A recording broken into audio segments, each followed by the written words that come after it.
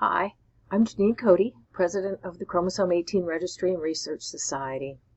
And I'm often asked by parents especially, how do I explain chromosome 18 abnormalities to my other kids, to my child's classmates, to friends, neighbors, etc. And so I thought I would do a short video to share some of my thoughts about explaining chromosome 18 abnormalities. And I am by no means an expert in this, but after doing this for 30-some years, I've run into pretty much every question there is. So I thought I'd share my thoughts on this. And first of all, I'd like to point out that, just remember, just a little explanation goes a very long ways. My example I try to remind myself of is, imagine when you're driving down the road, multi-lane road, and you're in the right-hand lane, and somebody suddenly cuts in front of you and then hits the brakes and turns right. And you're thinking all kinds of four-letter words. They're inept, they're stupid, they're the world's worst driver. You assign them all these character flaws. But then you suddenly notice their license plate is an out-of-state plate. And suddenly you think, oh my gosh, they must be lost. I hope they got to their destination in time. One little shred of information completely changes your whole view. And then instead of a character flaw, you have a little understanding, and you no longer assign them character flaws, but you start to think, oh, I hope they got to where they needed to go, and I hope they find their way around our crazy city. So a little explanation goes a very long ways. So just remember that. You don't need to explain everything in every detail. So the first thing you have to ask yourself when you're talking to anybody one-on-one or doing a presentation is you have to think about what the audience knows and what it is they really are asking, what it is they want to know from you. And just remember, it really only takes a little explanation to go miles. So in the case of young siblings or preschool children, if you're talking to your other kids or preschool class or kindergarten class, of course your goal is really to encourage empathy and acceptance. That's really the goal. It's not really to educate them about chromosome abnormalities. You want them to care about your child and accept them and enjoy them. And so the kinds of questions the little kids have is, how did this happen? And so what you want to say is, this is how, my child was born. It's how God made them, whatever sort of explanation you want to have about that. But they also need reassurance that your child's not in pain. If they look different, if they're not walking, or if they're doing something that the other child might consider painful if they were doing it, you need to reassure them that your child is not in pain. Yes, they go to lots of doctor appointments, but they're not sick. They're not getting shots every time they go to the doctor, at least most of the time they're not. And so those are the things that other kids worry about. When they go to the doctor, it's because they're sick. When they go to the doctor, it's because they're getting a shot. And so they often need reassurance that your child's not going to the doctor for those reasons. They also need to know it's not catching, because everybody's worried about catching colds, and wash your hands, and so they need to be assured that what your child with the chromosome 18 abnormality has is not catching. They're not going to grow up, if they're younger, they're not going to be like them when they grow up. They're not going to catch it if they touch them. And so they need that reassurance. And it's also important to give the condition a name, so they have a conceptual basis for what it is that's going on. Whether it's 18p minus or trisomy 18, it doesn't really matter. You could call it Jimmy's disease, or Jimmy's condition, really. It doesn't really matter as long as they have a way to talk about it and a name for it. And most importantly, you want to tell them, yeah, they're different, but different is okay. And there's nothing to be worried about. And really, the main part of the conversation really needs to be about the ways they're they are normal, typical. So talk about their favorite toys, their favorite movies or books. Do they have a pet, a favorite pet? What makes them laugh? You surely have stories to share about things that they think are silly and things that make them laugh, make them happy. And really, even little kids, they want to help. They're very good-willed, and just give them an example. Your child can't tie their shoes very well. Maybe this child could help. Maybe the children you're talking to could push their wheelchair.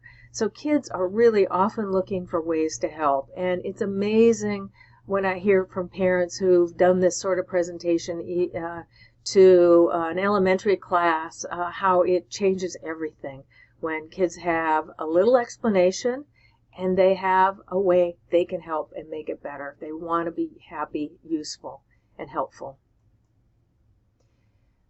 So the point is, forget about cells and chromosomes and genes and what a chromosome abnormality is. Young siblings, preschool children, they don't need to know any of those words. They don't mean anything to them. And I often find parents feeling like, well, I can't explain this syndrome in every detail, so I can't explain it at all. This group doesn't care about that. So just don't worry about it. Don't go into it. Just give it a name. It almost doesn't matter what you name it, as long as they have a name for it. So forget about the biology part, because this audience isn't going to understand that. In children that are a little older, maybe under 13, before they have biology, really the story is pretty much the same. The emphasis needs to be on how your child can fit in best. What are their favorite toys, movies, books, the things that are typical for their age, that other kids their age could understand, and of course what makes them laugh and how they can help. But this group's going to be a little different. When they get a little older, they're going to have more questions. And so be sure to take questions. Be open to whatever question they might have.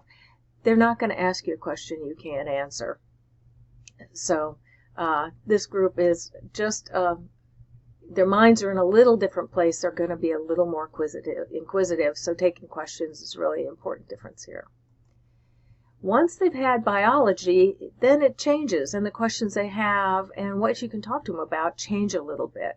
And so they're going to want to know, possibly, it depends really on if they're high school and they've had biology, or if they've just had a little bit of biology in middle school.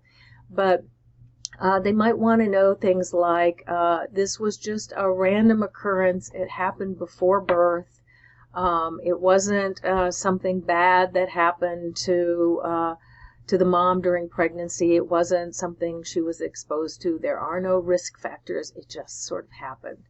And what I often tell people when I start explaining chromosome 18 abnormalities to people, adults, in the general public, is I usually say, well, you've all heard of Down syndrome. These conditions are in the same category of condition as Down syndrome. And Down syndrome is caused by 3 copies of chromosome 21. But, in fact, you can have extra copies of other chromosomes, or you can have missing pieces of any of the other chromosomes. So this child, or our children, just have chromosome 18 abnormalities, maybe missing pieces or duplicated pieces of chromosome 18. So it's like Down syndrome, and it's the same category of condition, but it's a different condition from Down syndrome. And it's different mostly because it's very, very rare. And the other thing that people want to know is, who are a little older, is they need to be assured it won't get worse. This is what it is. This is what we're dealing with. And also, you can send them to the Chromosome 18 Registry and Research Society website, where they can learn more.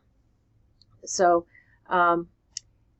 this, again, this audience still needs the focus of any explanation to be what makes these kids laugh, what makes them happy, what makes them typical, what do they share with other kids their age, their favorite pet, their favorite foods, where do they like to go out to eat, where do they have fun, and of course take questions. one of the most important parts is to give a presentation in which people feel like they can ask questions, so be open about it. And one last thing I'd like to mention, specifically for teachers. This is something that we learned from other families and that we have used ourselves. And to make a list of tips for success for the teachers. Now, a good teacher is going to figure out all these things, but why make them spend a half a year getting to know your child and figuring these things out? And there are things that are going to be quite specific that may not be apparent or come up in the IEP. And at least in my experience, the IEP paperwork is, a half an inch thick. And so if you can summarize helpful tips for the teacher, I think that will go a long ways to making your child and the teacher both be happy and have a good experience. So what I'm talking about is reassurance about medical management issues, for example. These are the reasons they might need to go to the nurse, or that they might go to the nurse routinely for medication or something. Just make a one-page list of those sort of things.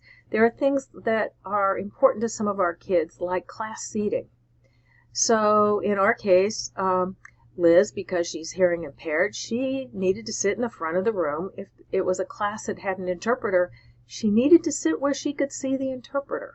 And that was important. She had been in situations where the only seat left was in the back, or at her high school graduation, where she was in a position she couldn't possibly see the interpreter. So it doesn't do much good. So just a reminder about how class seating is important. And one story I'll share, when Liz was in community college, we gave such a list to her teacher, and she rode the city bus to class, and she always got there about a half an hour early, but one day the bus didn't come.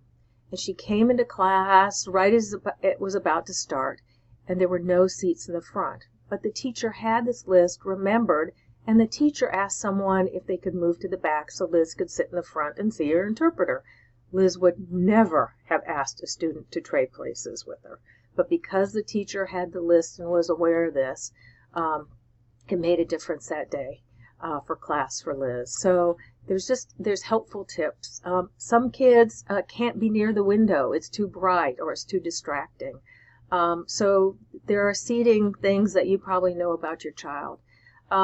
Class structure, group activities. If a group discussion, sitting in a circle, stresses your child out, the teacher needs to know that in advance. So I'm sure you've observed lots of helpful tips about whether or not they need a note taker or a keyboard. Another important thing I have heard many people say is their child with a chromosome 18 abnormality often misses some aspect of the assignment that was written on the board. When it was due, or they were confused about some point, and they're too shy to go up to the teacher after class and ask for clarification. So if the teacher knows that this specific child often needs clarification, the teachers may stop them as they're walking out and say, let me just check, make sure you know this. And so it takes the burden off the student to feel embarrassed about asking for guidance every time, and if the teacher can reach out. So just a one-page list of helpful hints. Again, for Liz, one thing we had to point out was Liz reads lips. So to the teacher, if you turn around and face the board, Liz may not hear or know what you're saying. And so just really concrete, helpful hints are always good for a teacher. Don't make them figure it out. And anyway, I hope this is helpful for you. I think the point to remember is you don't really have to talk about how many genes are on chromosome 18. You don't have to know that. You don't have to talk about cells. And just give it a name. Just a little explanation goes so far. And mostly it's okay to be a little different. And it's wonderful if they can be helpful. So thank you, and I hope this helps you and your child have a good experience in school. Thank you.